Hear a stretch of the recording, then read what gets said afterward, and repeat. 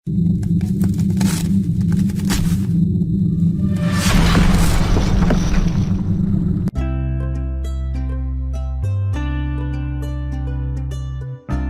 күн құрметті достар, қымбат әріптестер.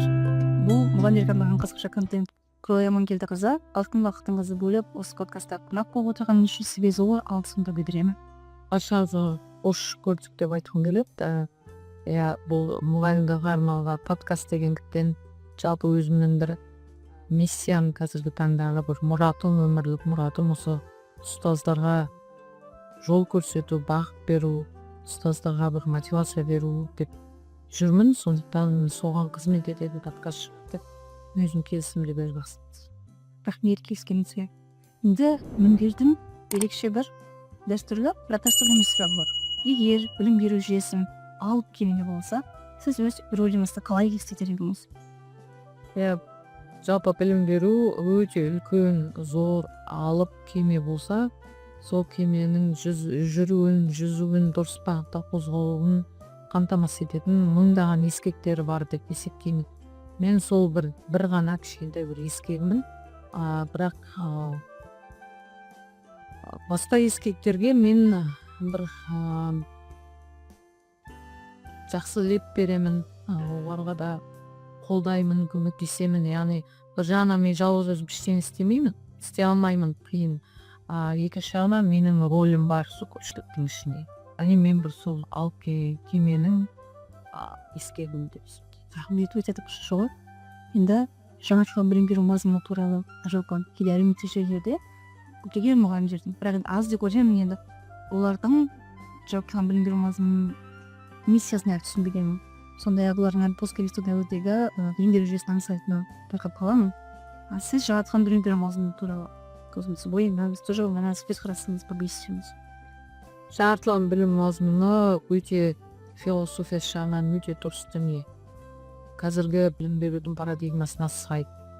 Өйткені біздің алдымызда отырған балалар басқаша. Солардың сұранысына, қызығушылығына, қабілетіне қарай ойластырылған жұмыс деп есептеймін. Енді біз сол жаңаның барлығына қарсы болатын бір адамның кішкене психологиясы бар. Бұл өзгерістерді енгізу деген заңдылықтар бар. Сол жерде бірінші қабылдамау, қарсы болу деген секілді. Бірақ біз жаңаны қабылдау дегенде мынандай аналогия жүргізіп көрейік. Біз қолымызда қашанда жаңа смартфон ұстағымыз келеді. Өйткені жаңа смартфонның сондай көп қызметтері жаңа бар. Соған байланысты біз баяғы 2000 жылғы смартфон ұстап жүрген жоқпыз ғой. Бірақ неге біз балаларымызды осыдан 40-50 жыл бұрынғы философияны қолдана отырып сол парадигмамен оқытқымыз келеді. Осы нәрсе түсініксіз. Қазір бәрібір балалар басқаша екенін біз әрқайсымыз тіпті оқушыны айтпай-ақ өзіміздің отбасымыздағы балаларымызға қарап та айта аламыз. Демек оларға мүлдем басқа подход керек. Ал оның барлығын қамтамасыз ететін жаңартылған білім мазмұны. Өйткені жаңартылған білім мазмұны баяғы кеңес кезеңіндегідей жаттанды білімге емес, өзі білімге игеруге, өзі проблеманы анықтап сол өздігіне шешуге, және сол креативті ойларын пайдалануға, және қазіргі 21 ғасырдың маңыздыларының бірі коммуникация құралу бір-бірімен, және командада жұмыс істей алу секілді дағдыларды қалыптастыратын жаңартылған білім мазмұны. Ал енді оны жүзеге асыруда мұғалімдарымыз кейбір кезде ескіше жүріп кетіп жатса, ол жаңартылған білім мазмұнының проблемасы емес. Ол біздің, ұстаздардың соны жетік игермегендігіміз, соны жетік зерттемегендігіміздің проблемасы. Енді бұл сіздің осы ойыңызбен келісемін. Енді қараңыздар, жаңартылған білім беру мазмұнының миссиясы ол ойландыра отырып балаға білім беру, және ол білімін өмірде қолдана алу дейміз. Және оны өмірге бейімдеу дейміз. Қалай бейімдейміз бұл уақытта? Жаңартылған білім мазмұнын толыққанды өзінде жазылғандай, көрсетілгендей біз пайдалансақ, онда біз өмірге дайындау шығамыз. Басқа өмірге дайындау үшін артық заттың жасаудың да қажеті жоқ. Бірақ тағы да жаңағы айтып өткеніміздей жаңартылған білім мазмұны толыққанды өз деңгейінде берілмей жатса, біз тағы да қосымша бір инструменттер естейміз біз жаңағы функционалдық дағдыларын дамыту үшін не істейміз деп басымызды қатырамыз. Ештеңені де ойлап табу қажет жоқ. Әрбір 45 минуттың маңызы өте зор. Сол 45 минутта қаншалықты әр ұстаз балаға сапалы білім ғана беріп қоймай, сонымен қатар осы алған білімдерін болашақ өмірлерінде қалай пайдаланады алады деп зерттенсе, соған сай дайындалса болды. Онда біз уайымдамасақ болады. Рахмет. Сонда бала мектеп баланы өмірге үйрету керек. Біз айтамыз, балалар мектеп баланы өмірге үйрету керек деп мектептің өзі өмір ететінсіз, иә? Сізден естігім ғой деймін. Жақсы кездесіп. Осын шамалы тақат жіберейін. Мектеп өмірдің өзі деп айтатын себебім, жалпы мектеп бұл қоғамның мини моделі. Қоғамда не болып жатыр қазір? Соның мини моделі мектепте болып жатыр. Әртүрлі қоғамдағы мысалы кішкене адамдар арасында құрмет азайып кетсе, сыйластық азайып кетсе, мектепте де оны байқаймыз. Өйткені балалар олар ересектерден барлығын өзіне жұқтырып алады, соны жасайды. Айтамыз ғой жаңа, біз тәрбиені сөз жүзінде бермейік, іспізбен көрсетейік, әрекетімізбен көрсетейік, сол секілді. Сондықтан жалпы бұл біріншіден жаңа қоғамның мини моделі болғандықтан мектеп кәдімгі қайнаған өмір. Яғни мектепте ол достасуды үйренеді. Мектепте ол қарым-қатынас құруды үйренеді. Мектепте ол конфликтін де үйренеді. Конфликтін де көреді, және конфликтін шешуді де үйренеді. Мектепте ересекпен қарым-қатынас жасауды да үйренеді. Қатарымен қарым-қатынас жасауды да үйренеді. Мектепте барлығын үйретеді. Сондықтан мен ойлаймын, мектеп жалпы өмірге дайындаймыз деп жол ұстай алмайтын нәрсені айтқаннан гөрі мектеп өмір. Рахмет жауабыңызға. Енді өткенде бір кітап оқыдым, жаңа сіздің қабылдау бөлімінің тұр екен, балалықтан тамаққа деймін. Сол кітапта жазады, барлық пән атаулы олар құралдар, яғни олар баланың интеллектісін дамытады, зерттеушілігін дамытады. Бірақ көскеде болып шықса, егер оның көкірек құндылыққа толмаса, егер оның көкірек мазмұнға толмаса, онда ол тек қана сәттіліктен ешқандай пайда жоқ деп. Сонда баланың көкірегін қалай құндылыққа толтырамыз? Сен үшін не істеуіміз? Мектеп не істеп пе? Мұғалімдер не істеп пе? Тағы да бұның да формуласы жалпы жүзеге асыру жолы өте оңай. Оған да бір жаңа нәрсе не ойлап табуымыз деп баспа тұрудың қажеті жоқ. Өте оңай. Біз ойлағаннан да оңай. Балаларды құндылыққа тәрбиелеу үшін өзіміз құндылықтағы сай өсіруіміз керек. Бала тағы да бізді қарайды да, көреді, тәпер өтеді. Яғни мен құндылықтар туралы миллион ғажап сабақтар дайындаймын. Бірақ мен үзілісте жай ғана техникалық қызметкер, мектептің кіші қызметкеріне амандаспай өтіп кетсе, немесе оны жуып жатқан еденін еңбегін бағаламай, соны таптап өтіп қаратсам, балалар қарап тұрып көреді, бізде ешқандай да құрмет деген ол жүзеге асып жатыр. Мұғалім айтты сабақта, директор айтты, бірақ директор өзі соны орындап жатқан жоқ. Немесе жай ғана мен көп келтіремін, енді ол мысалды бәрі естіп құлақтар жауы болған шығар, бірақ сондықтан айтып кетейін. Қарапайым мектептің асханасында мысалы бір өте қысқа үзілісте бәріміз тамақты алып үлгеріміз келеді, оқушыда бастап мұғалімге дейін. Бірақ мейлі мұғалім болсын, мейлі мектеп директоры болсын, балалармен бірге кезекке тұрмаса, баланың алдын орағытып, немесе мұғалімнің алдын орағытып, өзінің қызметін лауазымды пайдаланып, кезексіз тамақ аламын десе, біз қандай құрмет туралы айта аламыз. Сондықтан бұл жерде өте айтып кеткенде қайталап айтамын, өте жеңіл. Өзіміз айтқан сөзімізбен ісіміз бір болу керек, соған сай болуымыз керек. Құндылықтар туралы бір жерде мәнберлен айтқан сөзімізге сай, күнделікті ісіміз, амалымыз соған сай болып отырмыз, соған жауап беру керек. өйткені сіз осыны естігенде алдында 1-ші сыныптың баласы болсын, 5-ші сыныптың баласы болсын, мен ол кәдімгідей кезекте тұрамын. Өтіп кетіңіз десе де жоқ, мен сізден кейін келіп тұрамын. Соны ойлағанда кейде расында біз оқушылардың алдына кезексіз алып кететінімізді кәдімгідей ұялып қарапайымнан басталатындағы қарапайым әдепсе балалар өте сондай бәрі өзіне считывать етеді дейді, оқып алады, түсініп алады ол біздің жаңағы әрекетімізден. Өте сондай олар өте ақылды, зерек балалар ғой. Қарайды да болды, түсінеді олар. Все көбісі айтап, бірақ айтқанымен ісі мүлдем сай емес екен деп ойлайды да, шешіп қалды. Ересек адам, оған үлгі болатын адам соны істеп жатса, демек маған да соны жасауға болады деп ойлайды да. Рахмет. Енді мектеп мәдениетін қалыптастырудың алғашқы қадамы және мектеп мәдениетін қалыптастыруда мұғалімнің рөлі. Мектеп мәдениетін қалыптастыруда да жаңағы мектеп мәдениетін жалпы қалыптастыратын адам мектеп директоры, бірінші директор қылып салады.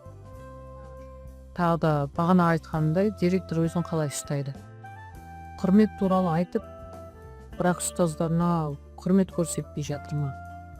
Жай ғана қарапайым мен өзіме деген қарым-қатынасты бір чатта маған біреу жазады ғой, таныс емес адам жазады, қалай амандасты маған, қалай жазды, тіпті жаңағы арасында пробел болды ма, арасында жаңағы бөліп жазды ма, әр ойы бөлініп жазып тұр ма, абзац бен. Мен бәріне қатты қараймын. Яғни ол маған деген оның қарым-қатынасы біріншіден. Екіншіден оның сауаттылығы, үшіншіден оның жалпы коммуникация құра алу, алмауы. Маған адам танымай-ақ сол чатта жазған бір 4-5 сөйлемінен ақ оны танып қойып болды. Сол секілді.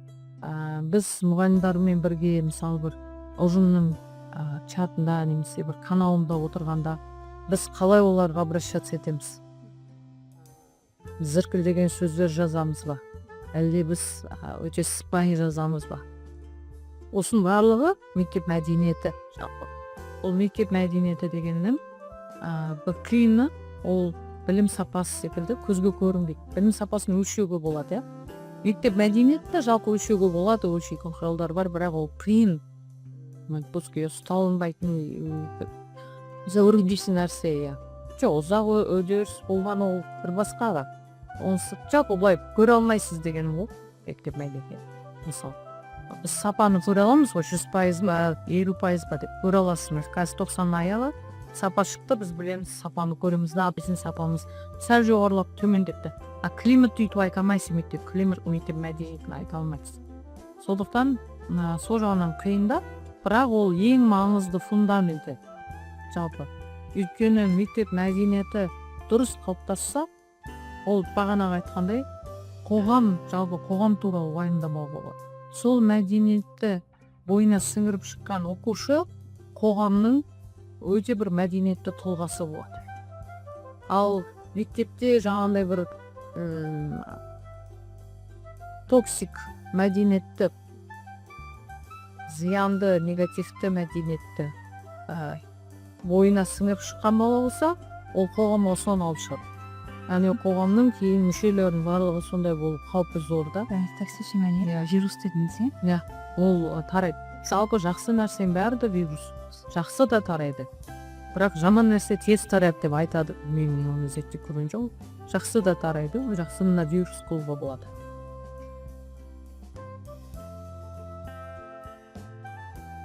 Мектеп директорының нағызды функциясы өте көп болсын. Қазір қиналып тұрған шығармын бірден жауап беруге. Жалпы ойым шашаңқы болып тапа, мынау да маңызды етті. Бұл жерде оқушының сұранысына, қабілетіне, бейіміне, қарымына сай сұранысын қанағаттандыру деп айтайын. Сұранысын қанағаттандыру дегенде, мысалы бір балаға үшін олимпиада маңызды шығар. Сол олимпиадалық қозғалыстың дамуына қолайлы жағдай жасау.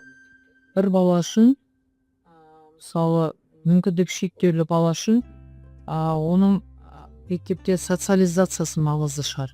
Демек оған социализацияға мүмкіндік жасау. келесі бір өнерге бейім баланың өнерін әрі қарай шыңдау шығарып, онда өнерді дамытатын орта жасау. Яғни осы мектепте 4000 бала болса, 4000 баланың сұранысына сай қабілет қарымын дамытатын орта жасау шығар.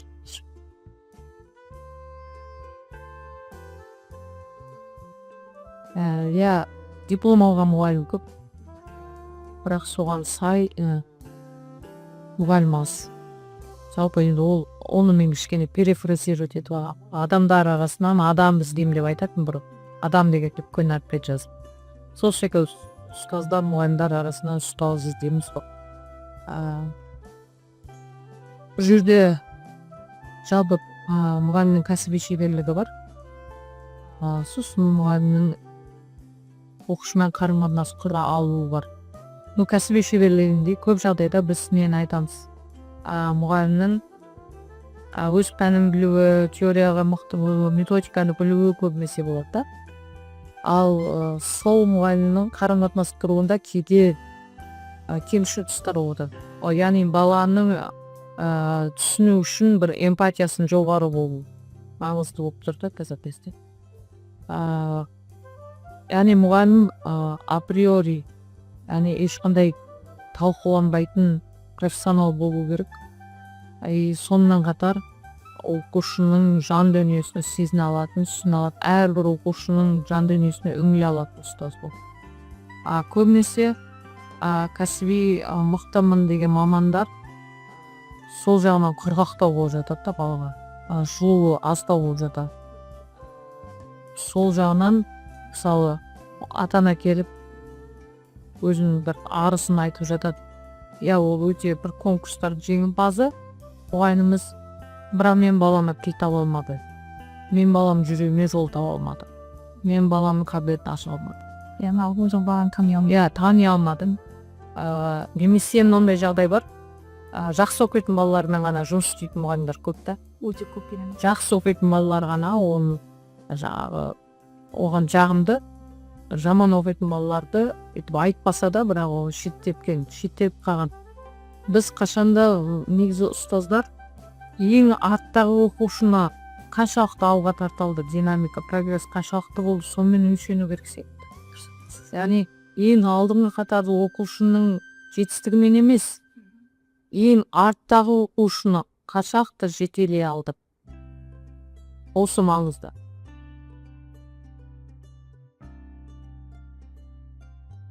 Академия адалдық мектепте қалыптасса, жалпы тағы да қоғам үшін уайымда болады. Ешқандай біздің мектепте академияға адалдық сақталған жағдайда қоғамда коррупционерлер болмайды. Ол мектептен басталады. Біз көшіруге көзіміз жұмып қарадық. Бір баланы. Олай қарасаңыз, бір безобидный, өте бір зиянсыз нәрсе секілді. Бір бала көшіріп отыр, жайып мүмкіндік берді. Бірақ егер сол ұстазға былай айтсақшы, сол көшірген бала кейін медицинаны таңдайды, сізді кейін емдеуі мүмкін десе,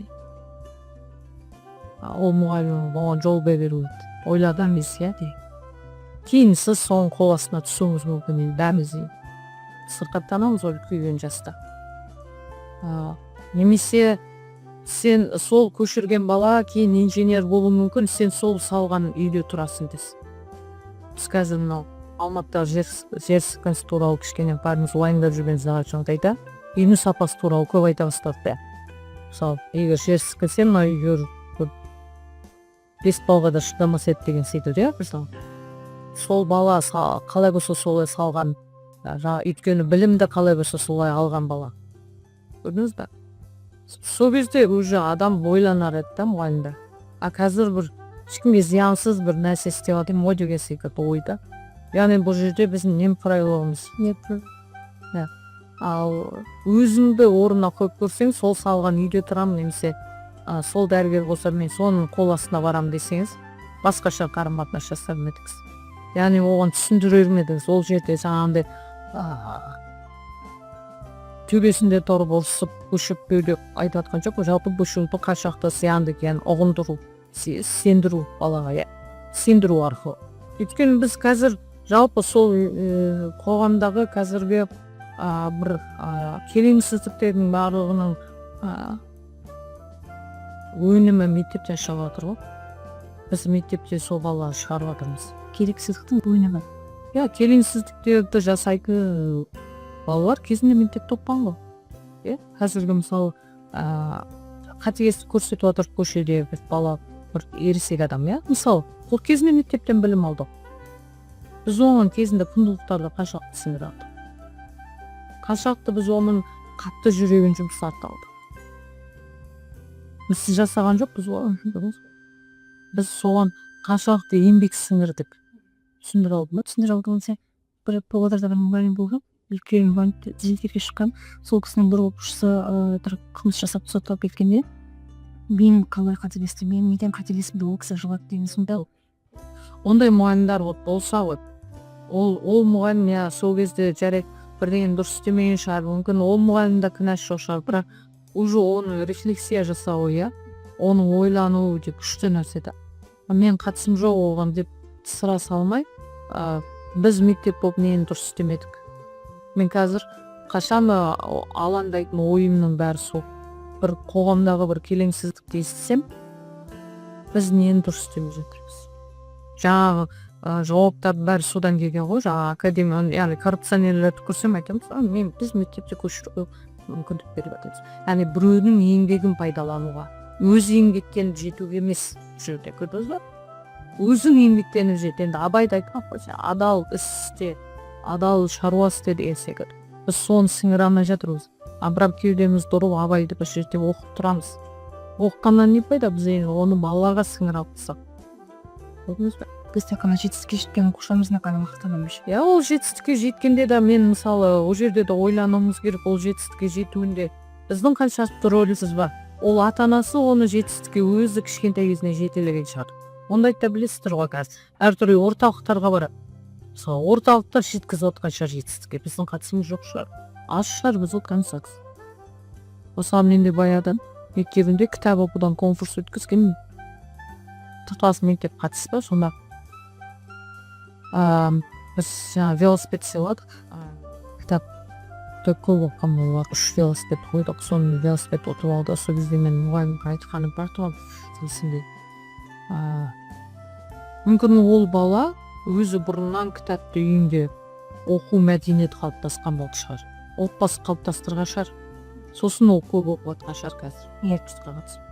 Ал біз неге мүлдем кітапты жеп көретін баланың бір-екі бет кітап оқу прогрессін бағаламаймыз. Мүлдем кітап жеп көретін еді, бірақ біз бір-екі бет оқытатын болдық. Хотя бы күніне. Көрдіңіз бе? Қайсысы жетістіктен де, қайсысы біздің таза еңбегіміз? Бірінші жағдайда ма? Кітапша көп оқитын бала, онсыз да.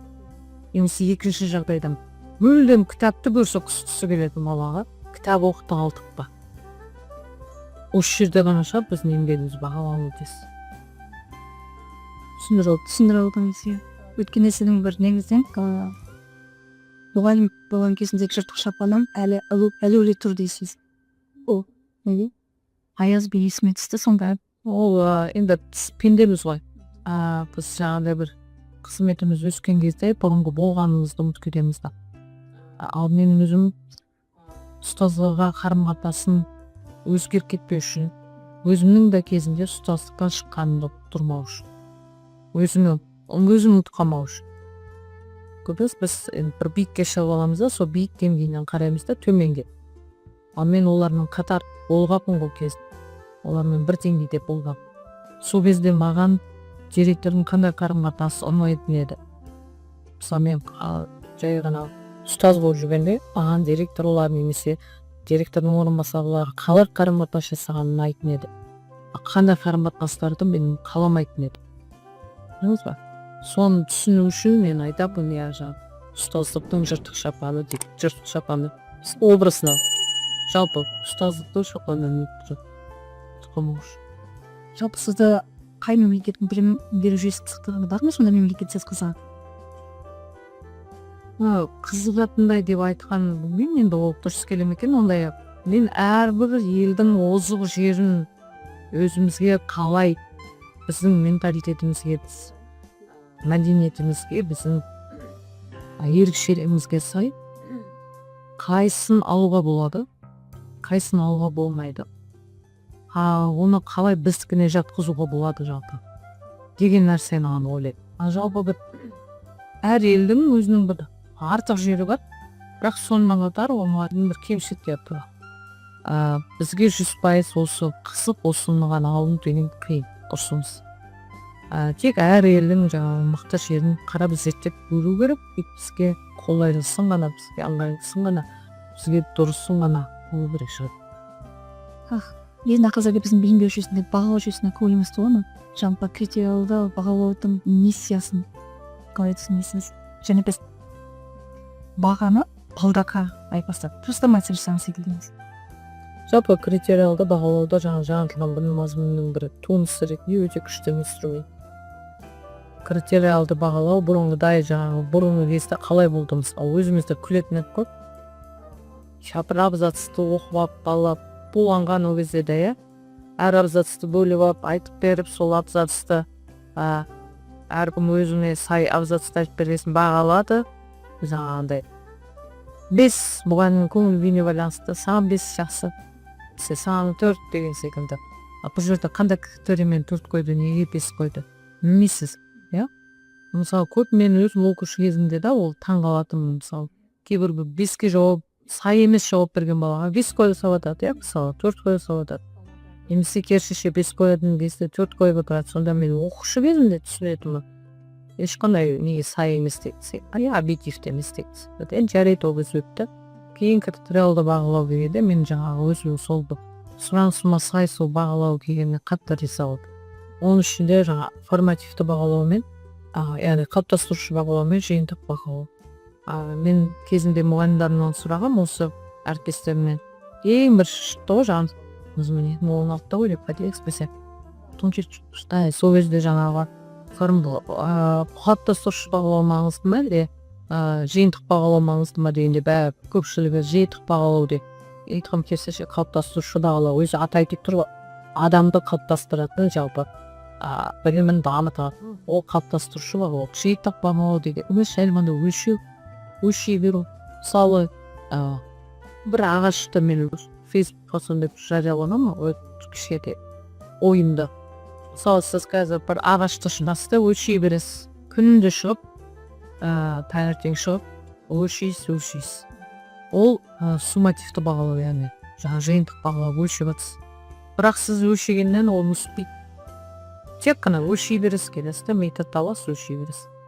Ал екінші нәрсе бар, ол сол ағаштың түбін көп ұстайсыз, су құясыз, тыңайтқыштар себесіз, дұрыстап қарайсыз оған, иә.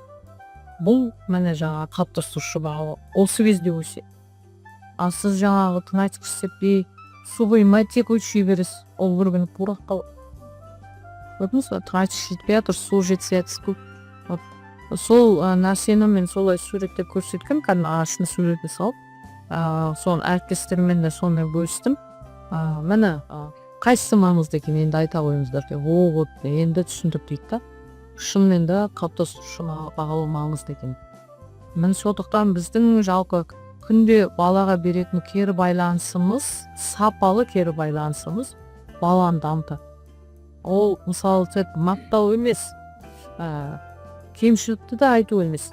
Кемшілікті айта отыра, оны қалай жөндеудің жолын көрсету. Яғни, мына жерде сіз мына тақырыпты сәл осалдау меңгеріпсіз, бірақ бұны жақсарту үшін мына тақырыптарды қарап шықсаңыз болады, оны мына жерге өзіңіздің ойыңызды түйіндеп жазсаңыз болады, сол кезде қайтып айтып шықсаңыз, уже бұл тақырыпты сіз мықты бекітесіз. Білетін боласыз, келесі жолы етіп қате жібермейсіз. Деген секілді. Мен ол тағы да біраз подкасттарды айтқан секілдімін, бірақ енді бір подкастты бәрі тыңдай бермейді ол. Өкінішке көп тыңдамайтын. Бір соларды қайталап айтайын, енді қайталап тыңдап қойсаңыздар, кешірім өтінемін. Мен өзімнің бір ұстазым арқылы университетте сабақ берген Фальда Муталина деген ұстазымды қашанда осы критериалды бағалау туралы айтқанда осы тіліме тиек етем. Ол ұстазым кезінде маған дипломдық жұмыс па, курстық жұмыс жаздырғанда курстық жұмыс жазғанда ол кезде қолмен жазамыз, жаңа астына зебра қойып қолмен жазамыз. Сол жұмысымды тексеріп бергенде ол кезде тіпті критериалды бағалау деген сөз жоқ. 93, 92, 93 жылдары.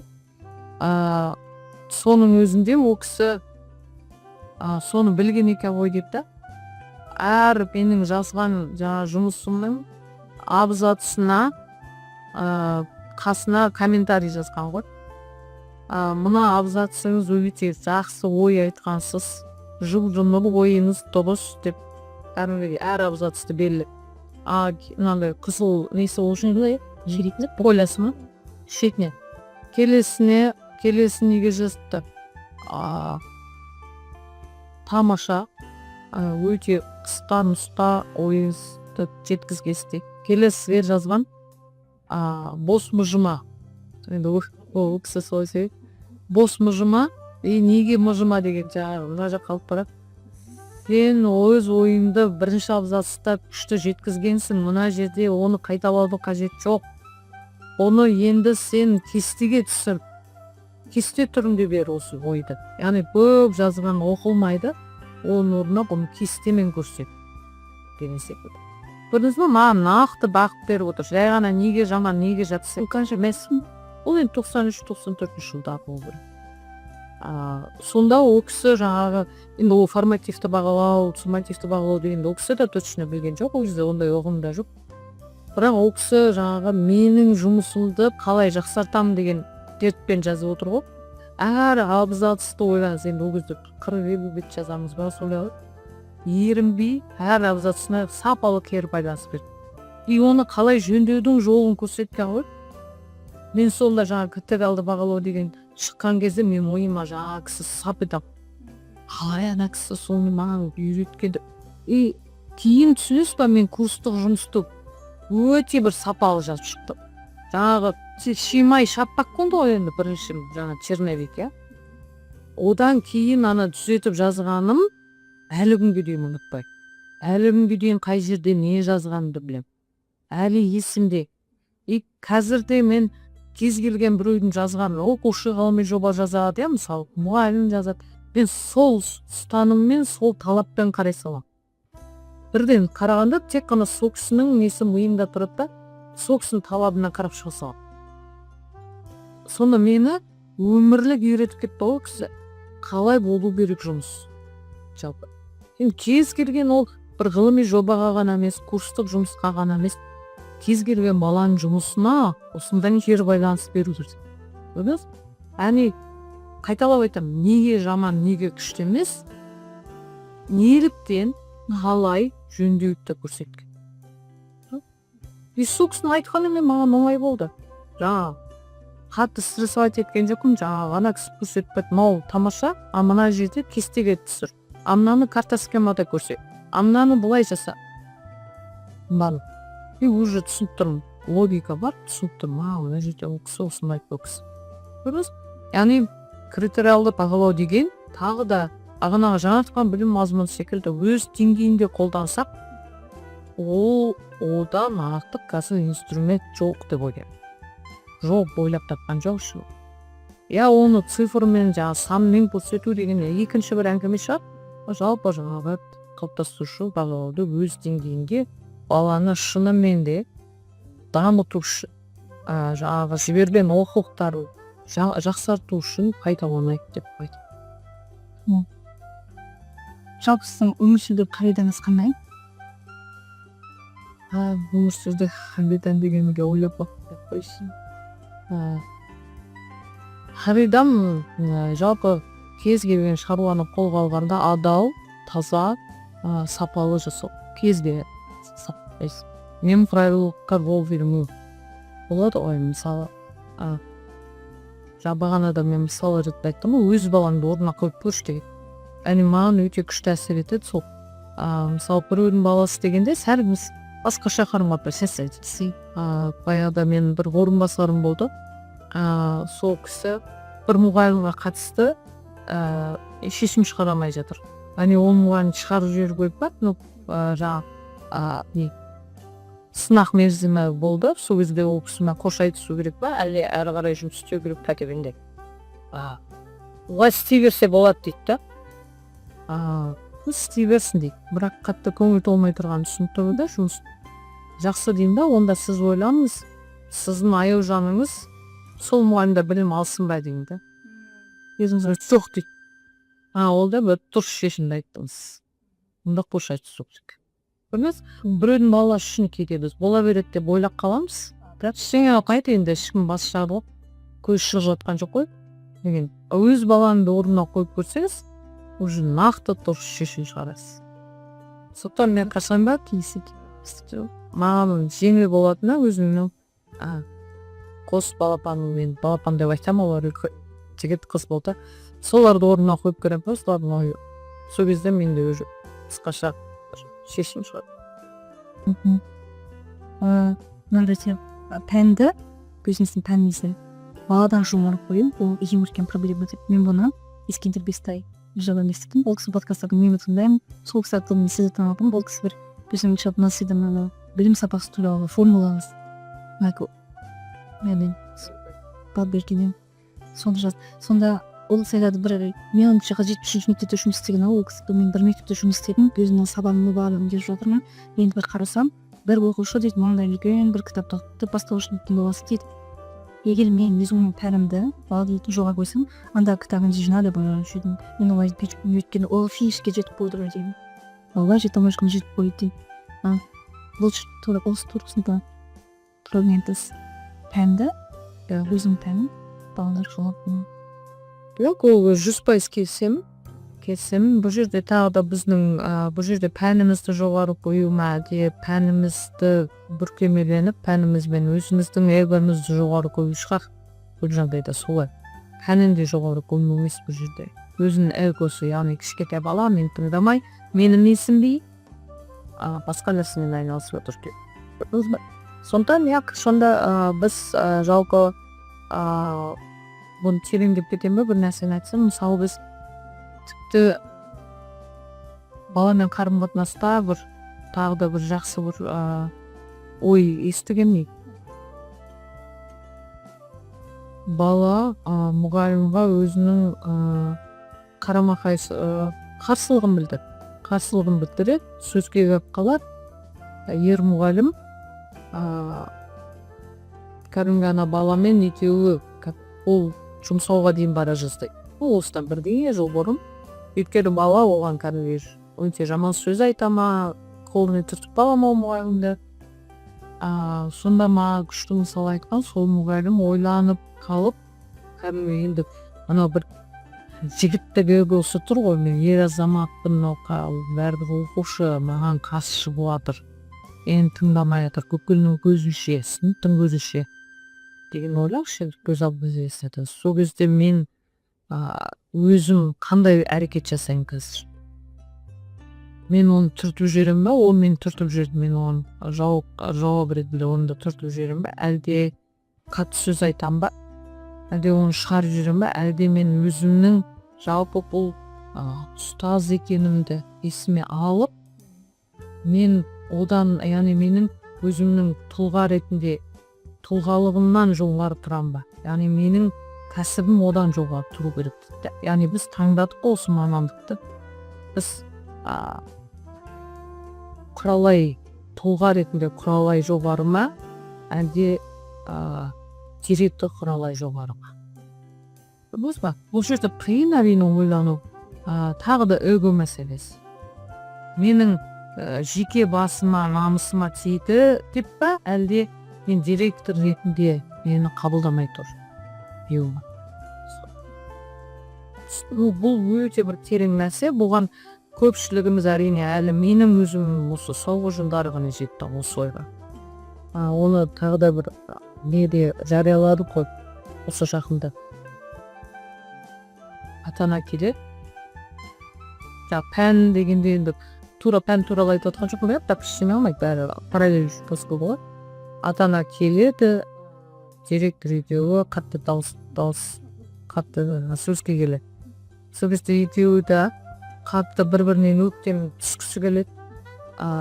үстү көктем түшкөн кезде түшкүсү келген кезде олардын экөөүндө дауыс кат чыга баштайт. Бала далада калат. Бала умутулат.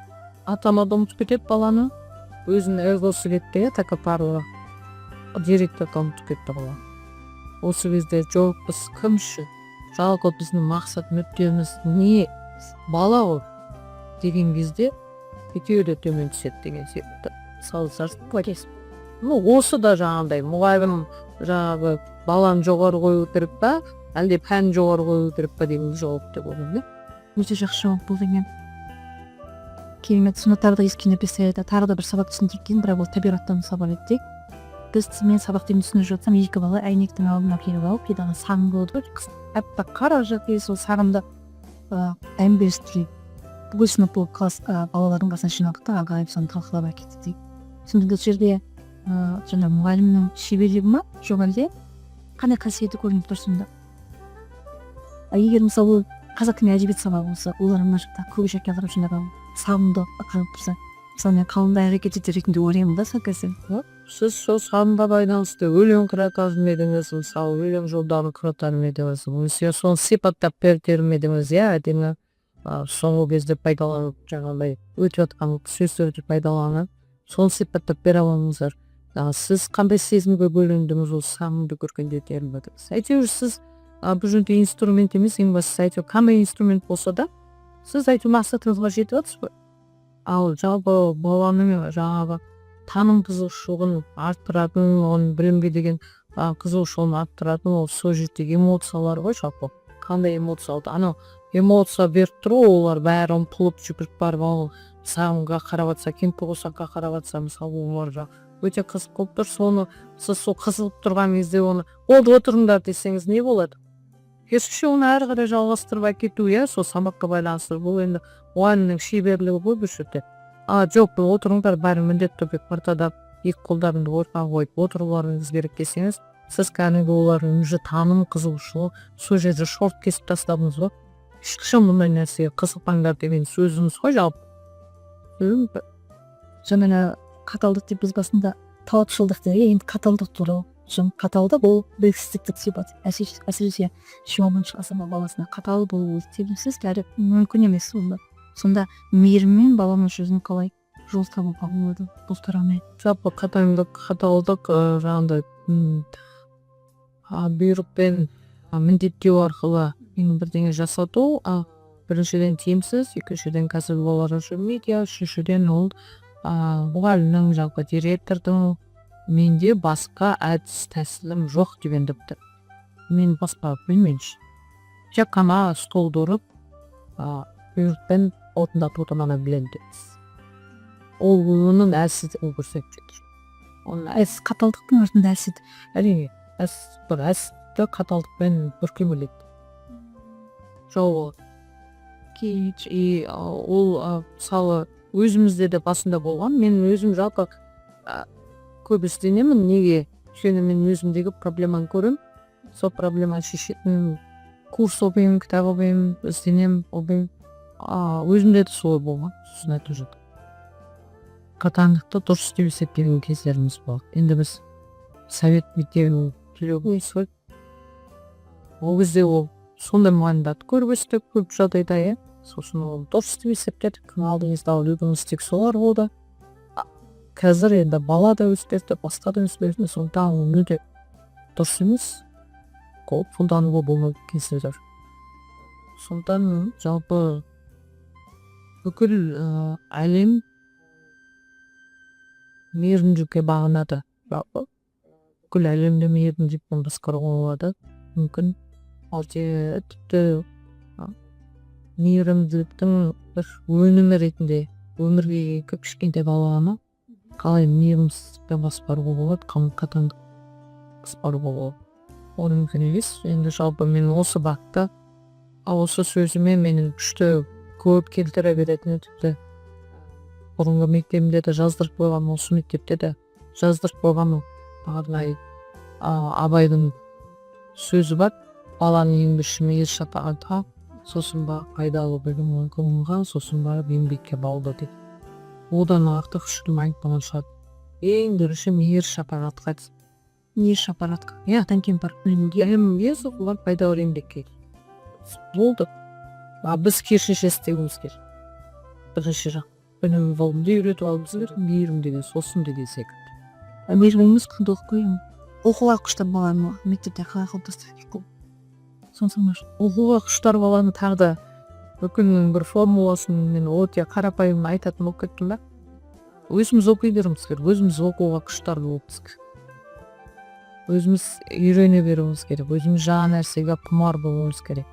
Өзіміздің таным қызығушылығына жоғалып кетпеу керек. Тағы да Абай 7-ші қара сөзі болу керек, сонда айтады.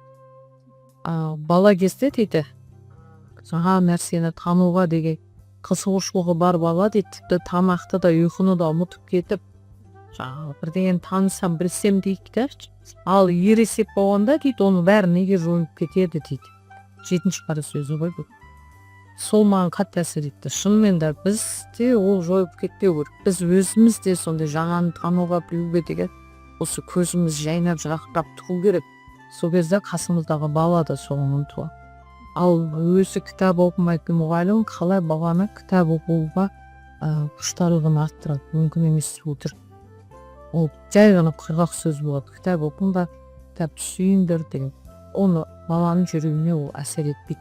Мұғалімнің мен айтам, әсіресе бастауыш мұғалім мейлі жоғасын амаңыз деміз, мұғалімнің столында жақсы көретін кітабы жату керек мұғалім. Бала өйткені сол мұғалім столына үйірсеп болар өзі, төмен сыныпта әсірсе. Сонда мынау сіздің сүйікті кітабыңыз ба? Иә, мен осы бетіне келбедім, осы бетін белгілеп қойды. Өте қызық десеңіз, мен 100% демесем де айтамын, 50% ертеңгі кітап алыңыз дейді. Егер сіз сондай балаға үлгі тұлға болсаңыз. Менің оқығанда кітап оқу үшін менің қыздарым мынандай кітап көрсін. Ол жешнесін оқып жүрген жоқ. Үш қыздың құлағын қарап жүр. Әрине ол енді тағы ата-анаға да байланысты. Ата-ананы да айтамын, ата-ана үйінде кітап оқу керек. Яғни ата-ананы көп жағдайда кітап оқып отырғанын көре ме баласы, әлде смартфон құшақтап отырғанын көре ме? Конференция бір жерде айтып, біз келгеннен кейін телефонымызда залға қойып қоямыз. Алмаймыз, жүде алып сочоқты өте жақсы бірден болды деп кейс болды. Конференция керек емес. Біз кішкентай кезімізде әкеміз бізде кітап оқыды. Ең алдымен кітаптар жұлдыз журналына шығып жүрген. Жұлдыз журнал алдымен оқиды, Жан-Пидан мен сол жұлдыздан оқығанмын. Әкеміз оқып кетті, содан кейін бізге керек керемет еді. Журто журналы деген дәлеңіз үлкен. Кітап оқып отырып тамақ ішетіміз, аналарымыз ұрысып жүреді, кітапты қойып қойып, сіңліміз екеуміз таласып, қайсымыз бөлініп алып қоямыз деп. Рахмет. Енді колай хамгелді қасап, қорытынды сөзге не айтар едіңіз?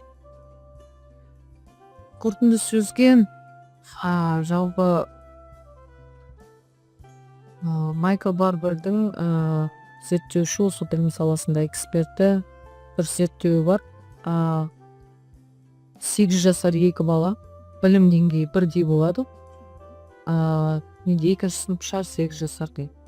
Сол 2 сыныпқа келгенде екеуіне кәсіби деңгейі 2 түрлі мұғалімді береді.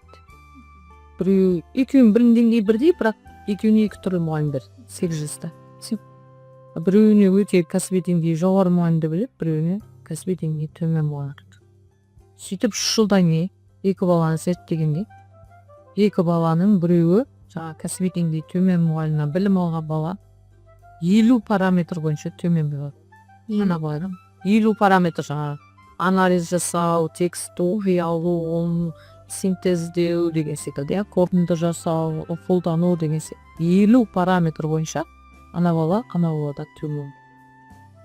Осыдан кейін әрине біздің жалпы баланың тұлғасын қалыптастыруда, баланың сапалы білім беруде рөліміз өте жоғары екенін ұмытпайықшы деген келеді.